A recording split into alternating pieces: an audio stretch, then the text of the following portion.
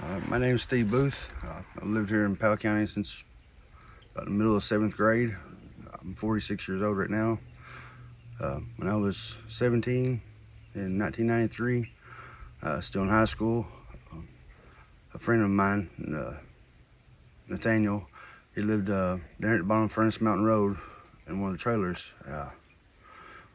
We were young, we'd like to get out and ride around on my bike. I had a 440 Kawasaki, a little old street bike, and we just get out in the middle. It didn't matter if it's cold, whatever. We didn't put jackets on back then. We didn't care. About 11:30, 12 o'clock one night, we just get on my bike and rode up Furnace Mountain and come around through to this S curve. It's a few miles out the mountain. As we approached the curve, there was something bent over something else. We figured roadkill, whatever it was, I guess, was just approaching it. We approached the curve, and the thing was bent over, and you could see that it was dark and really hairy looking, fuzzy looking hair, not real smooth, but a coarse kind of hair. You could see that going by it. As we went around the curve, we went up, and my buddy was nudging me and trying to get me to lean back. And as we got up on the past the curve where I could straight back a little bit, I leaned my head back, and my buddy was saying, "Hey, Red, what was that?" And I said, "Man, you don't want to know." He said, "Man, come on, what was it?" He said, "Is what I thought it was?" And I said, "Yes, I think it's Bigfoot." And we rode maybe another 40, 50 feet, and we turned around on a motorcycle and went back by it. And as we went back by it, probably 30, 40 feet before we got back to it, it raised up. And as it raised up, it turned around to face us. And not completely a complete turn, just its upper body turned around, and you could see its left hand. You could see its calf muscles on its left leg. It was standing kind of over in the ditch. And as we were on the opposite side of the road when we went back by it, but it raised up and it turned around and looked at us, and it followed us. I couldn't see its eyes, but it was a pretty bright night that night. The moon was out pretty good, but it was still pretty dark. I couldn't see its eyes or its nose, but when it turned, I could see that it had a flat face and it had lips. It had a big beard, mustache. It was dark in color, like this really shiny, whatever it was, dark black or dark brown.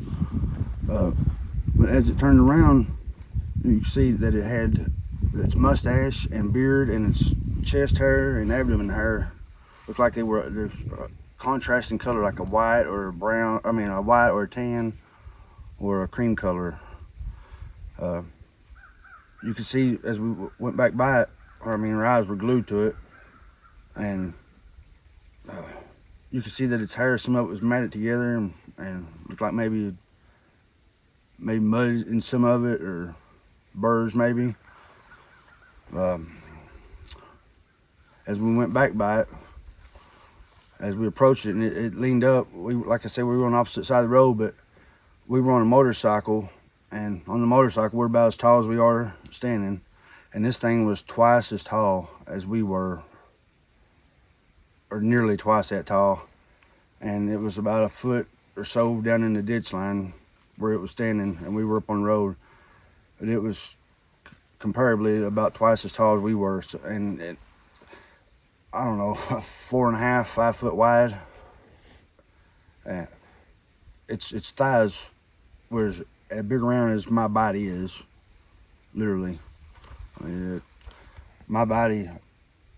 My shoulders probably came to its waist when it stood up. It was huge. I've never seen anything like it. I wish I could have seen its eyes. A lot of people say they have, in videos I watch, they have dark eyes. Some of them do. Some of them have eyes that look like ours. I wish I could have seen its eyes. That's the one thing I really regret. I wish I could have seen its eyes. Yeah. When you were on the motorcycle, how fast were you going? When we went by it the first time, we were probably going 30, 35 miles an hour the first time. And when we turned back and came back by it, we were going back by it slower, probably 20 mile an hour, and until it raised up. And when it raised up, of course, I throttled it on down, and my buddy was hitting me in my rib cage from behind, trying to get me to go on and go faster. And it didn't scare us, but when it raised up, that's when the scare. We actually thought, well, or I actually thought, well, this thing could, man, there's no way we could outrun it. And on that little bitty old motorcycle, there's just no possible. Yeah. You mentioned the different color hair.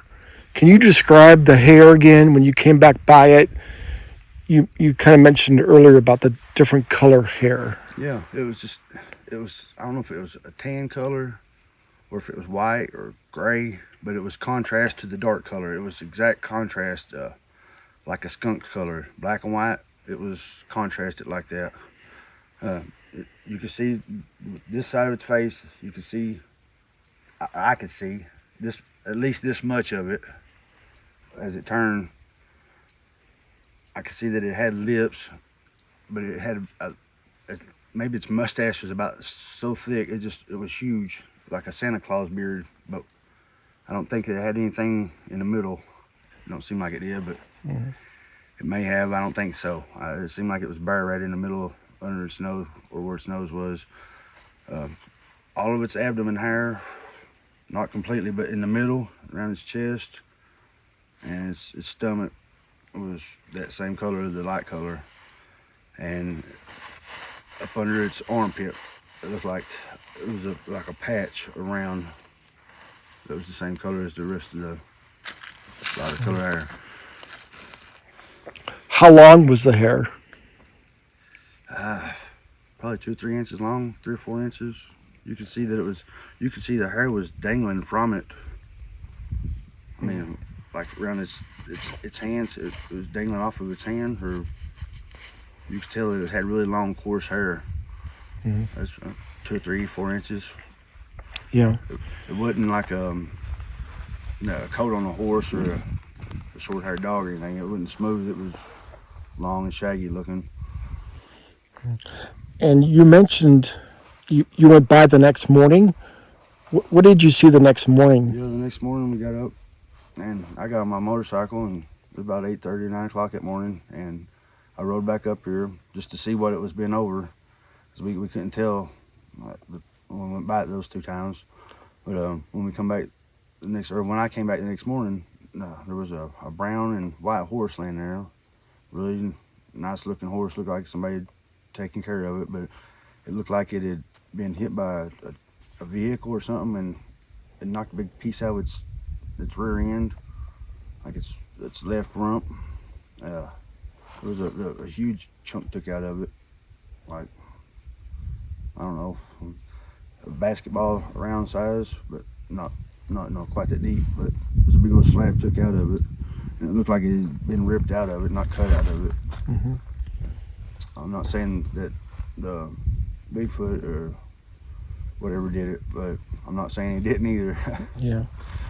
The horse's neck was turned completely back around, and there was a blood trail where it looked like it had been drugged from the road. Did you tell anybody about this afterwards? Not really. I told my mom about it, and her boyfriend, my stepdad at the time, they kind of laughed it off too. And she said she believed what I seen, or believed I saw something, but there wasn't no telling what it was. And of course, she was a worried word. Don't be out there riding them motorcycles way up around the mountain. Me and my buddy Nathan, we didn't really talk about it a whole lot. We'd joke about it sometimes, just between ourselves. We'd talk about going back up on the mountain and finding that big hairy thing, and of course we never did. Back then, I don't know if I would have wanted to see it again.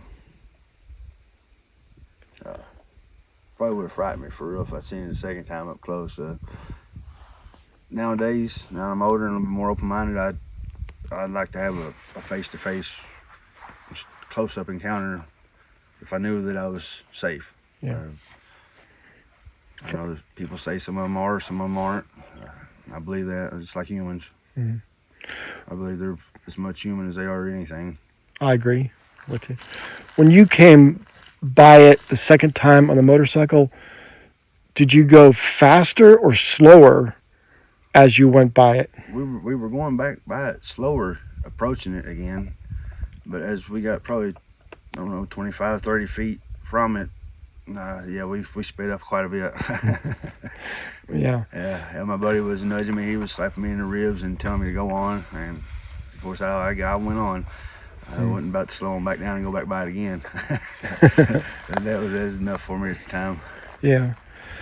And looking back on this, many, many years ago, it happened. Could this have been a bear or person? No.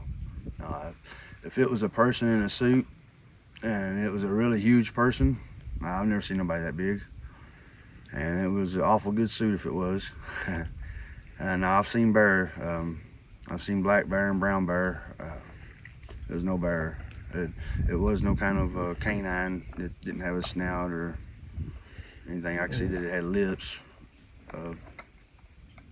About the only thing I could really see on its face other than its beard. But no, it wasn't a bear. And did it stand? Was it standing on two legs when it stood up? It stood up on its back legs, yeah, on its when you went by it. Legs, or on its legs. It had arms too. When we went by it the first time, we didn't know what it was standing there. It was just big, dark-looking, bulky, muscle or something. And when we came back by it, when it stood up, I could see that it had. I could see its left hand. I could see fingers. I could see fingernails. Its hands were that long, and it looked like its fingers were that big. And its skin was a real dark color too. Like its skin was maybe a real dark gray, or I don't know, it might have even been black, but it was really dark. And you mentioned the first time you went by it though, it wasn't standing though. It was hunched over the horse. Yeah. When you went by it. It was completely bent over. Yeah. With its arms down, and shoulders down forward, and its head down. I couldn't see any of its facial features at all going by it the first time. Yeah. I consider myself lucky now if I seen one again. I really would, because I think that, like I said, that's something you just don't see every day. You're not going to just go out in the woods and just find one unless you're either very blessed or very lucky or very unlucky, one or the other. I agree. People say they don't ask for it, but it happens, and that's true. I didn't ask to see it, but when I come around through her, I saw it. Well, thank you for sharing that story.